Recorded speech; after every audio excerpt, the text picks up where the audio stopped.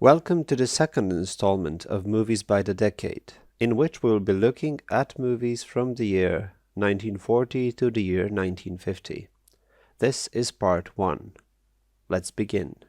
The first movie, Arsenic and Old Lace, released in 1944, featuring Cary Grant in a dark comedy with elements of romance. What sets it apart from many other contemporary films is the absurdity and surrealism of its characters and situations. It offers great performances all across and leaves you wondering where it's going until the end.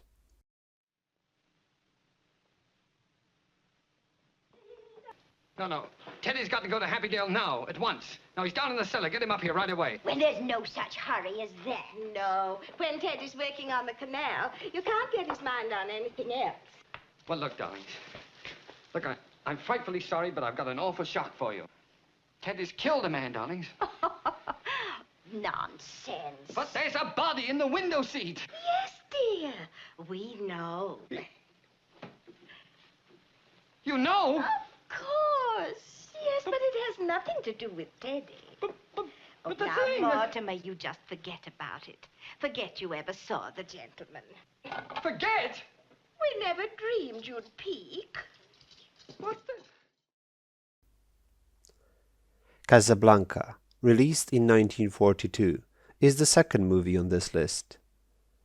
Not much needs to be said about it. It is considered a classic by many, offering great performances from its main cast, Bogart and Bergman, with a captivating but down-to-earth story in troubled war-torn times.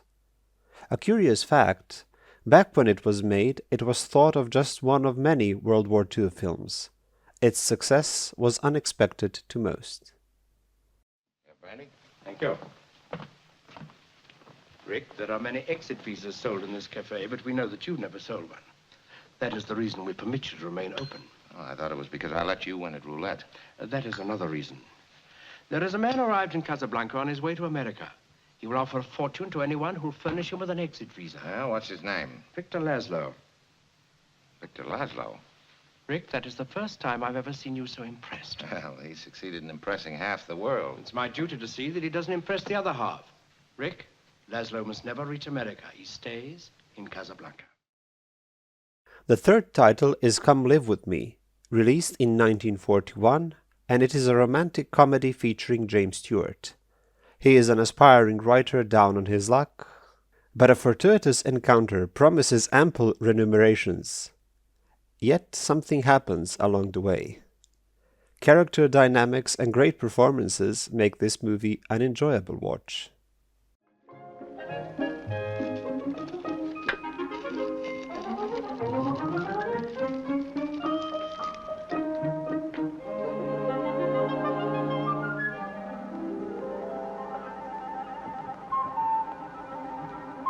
Yeah, what does she do the rest of the week?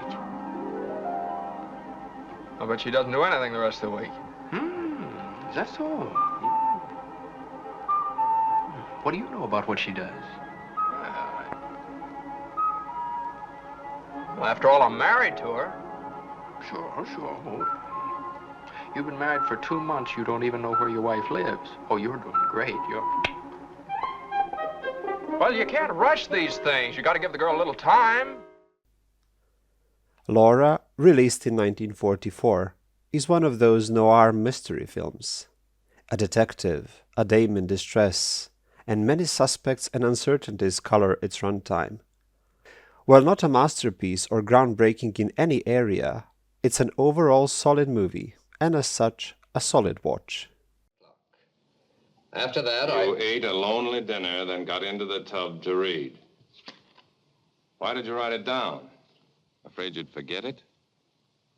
I am the most widely misquoted man in America.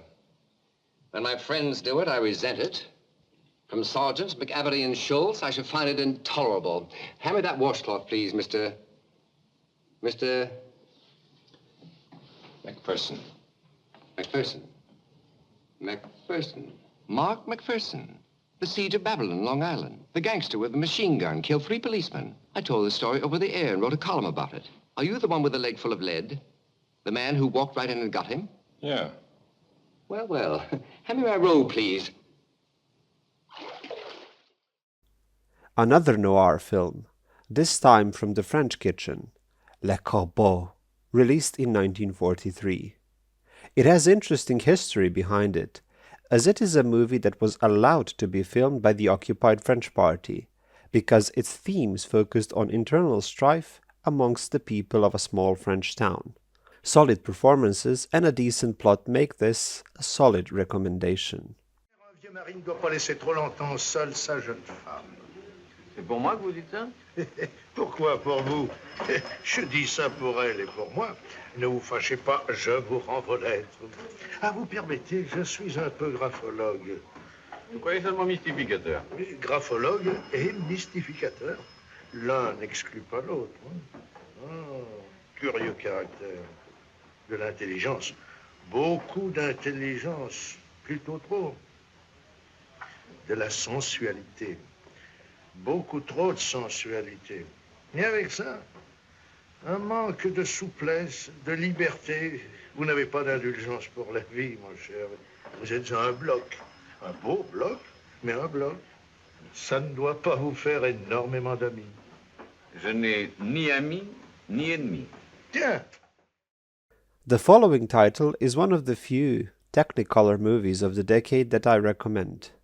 Rope, released in 1948, is one of Alfred Hitchcock's masterpieces. Intriguing and suspenseful story, thought-provoking dialogue and solid performances, further enhanced by Hitchcock's directing, make this film a true joy to watch. David Kentley had his last drink. It should have been ginger ale or even beer. I've always thought it was out of character for David to drink anything as corrupt as whiskey.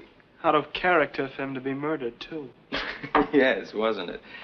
Good Americans usually die young on the battlefield, don't they? Well, the Davids of this world merely occupy space, which is why he was the perfect victim for the perfect murder. The final entry of this video is Spellbound, released in 1945. Featuring Gregory Peck and Ingrid Bergman, saying too much about this noir mystery might spoil it. One thing I will say, though, is that it deals with psychology. Certainly worth a watch. Making love to me? Well, in a moment. I'm just clearing the ground first. I'm trying to convince you that your lack of human and emotional experience is bad for you as a doctor. And fatal for you as a woman. I've heard that argument from a number of amorous psychiatrists who all wanted to make a better doctor of me. Ah, but I've got a much better argument. I'm terribly fond of you. Why?